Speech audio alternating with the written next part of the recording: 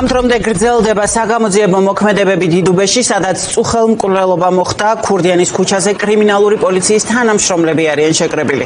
ფორმულას ინფორმაციით მოკლულია ერთი ადამიანი. ჩვენ ინფორმაციით მომხდარს წინ გარჩევები და დაპირისპირება უცხოდა.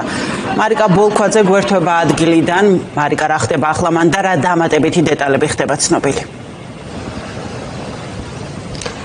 Დიახსოფო, ამ წუთებშიც გრძელდება ქურდიანის ქუჩაზე საგამოძიებო მოქმედებები იმ საცხოვრებელ კორპუსთან, საიდანაც წუხელგვიან ღამით ახალგაზრდა მამაკაცი, სადაც წუხელგვიან ღამით ახალგაზრდა მამაკაცი გარდაიცვალა. უცნობია ის საცხოვრებელი კორპუსის მე-7 სართულიდან გადმოვარდა თუ გადმოაგდეს, თუმცა შინაგან საქმეთა სამინისტროსგან მოწოდებულ ბოლო ცნობებს გაგაცნობთ, რომ გამოძიება ამ საქმეზე მიმდინარეობს სისხლის სამართლის კოდექსის რამდენიმე მუხლით, ესენია 226, მე-19 და 119 მუხლები, რაც ცეცხლსროლი იარაღის მართლსაწინააღმდეგო შეძენა, შენახვა, ტარებას და ორი ან მეტი პირის მიმართ დამამძიმებელ გარემოებაში ჩადენილი განზრახ მკვლელობის მცდელობას გულისხმობს.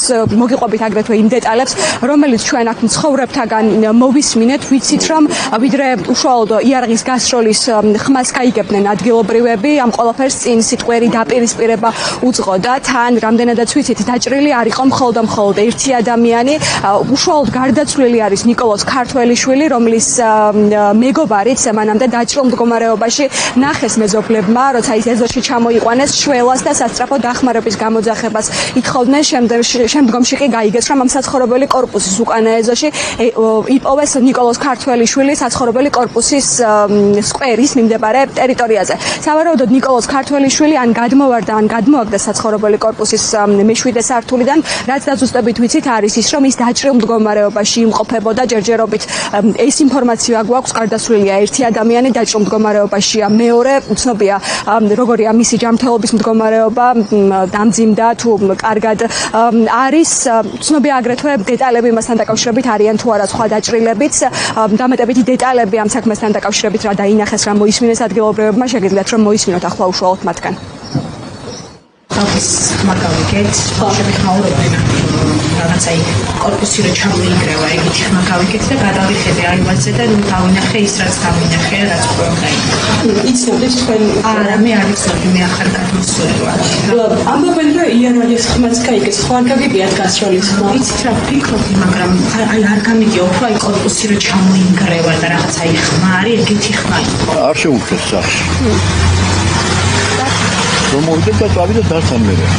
გორნაბიჩი იყო და რომ მოწია და საქმეს შეშულო არ შეუძლეს. გადავკეთო მაინც ხოლმე და მე გაკეთე და წავიდა როგორც ასეთი ყოფილა გასული ხო არა. მე უფრო მეგონა მე მეგონა პოლიცია მისულმა და ეგრე რა ვთქვით რა. განაჩენი აი ამ გარდაცვლილს ისმოდით, თქვენი მეზობელი იყო, ან გქონიათ ოდესმე კომუნიკაცია? ყოფილი. ხო. ანუ აღარ ცხოვრობ. ეხლა აღარ ვცხოვრობ, ვინა? ბავშვებიდან არა, ვინც გარდაიცვალა? ნიკა? ხო. ეს ახლა მაგისია გაჭო. ცოლი შვილიცა. აბა. ხორომი მე მგონი დიوامს, ისა ცერცერზე. ცოლთან. ეს ვიცი რომ ქონა გაგემოგე რომ მოდიო ზახარ და მეგობრებთან. გარდაცვლილი ნიკოლოზ ქართველიშვილი დაახლოებით 40 წლამდე ასაკის მამაკაცია, როგორც გითხარით, უცნობია სხვა დაჭრილების მდგომარეობა როგორია. ნიკოლოზ ქართველიშვილი წუხელ შემთხვევის შედეგად გარდაიცვალა. შინაგან საქმეთა სამინისტროსგან ჯერჯერობით სხვა დეტალები მასთან დაკავშირებით თუ რამდენი დაჭრილია საქმეში ან სხვა გარდაცვლილები სხვა ადამიანები ხომ არ არიან გარდაცვლილები, არ ვიცით. ადგილზე მუშაობენ ექსპერტ კრიმინალისტები და სავარაუდოდ მოგვიანებით უშუალოდ უწყებისგან გვეცოდინება ამ საქმესთან დაკავშირებით უფრო მეტი დეტალი.